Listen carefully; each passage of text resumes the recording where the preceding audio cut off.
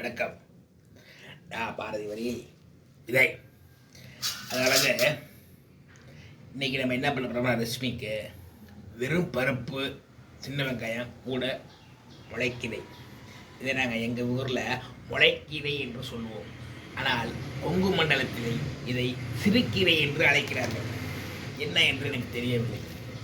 சிறுகீரை பாருங்கள். இப்போ என்ன பண்ணுறோம்னா, இப்படி வச்சு வெட்டிக்கிறோம். அப்படி ரொம்ப சின்னதாக வெட்டிடுறோம்.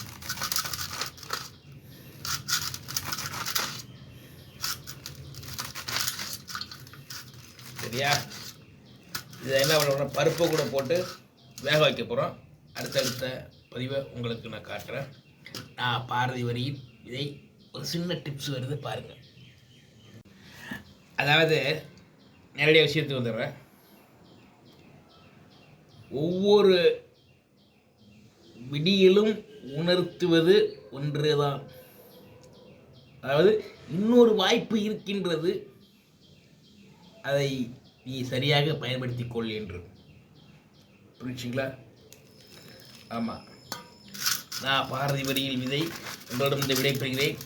நேரம் கம்மியாக இருக்கிறது. 7:35 ஆகிவிட்டது. சோறு செய்யணும். உருளைக்கிழங்கு பொரியல் பண்ணலாம் என்று இருக்கிறது இன்றைக்கி. அதை செஞ்சாகணும். அப்புறம் பருப்பு கீரை போட்டு வணக்கணும். அதனால் உங்களுக்கு விடைபெறுகிற நேரம் கம்மியாக இருக்குது. அடுத்தடுத்த எபிசோடில் உங்களை சந்திக்கிறேன். இப்போதைக்கு உங்கள்கிட்ட நான் விடைபெறுகிறேன். நன்றி, வணக்கம்.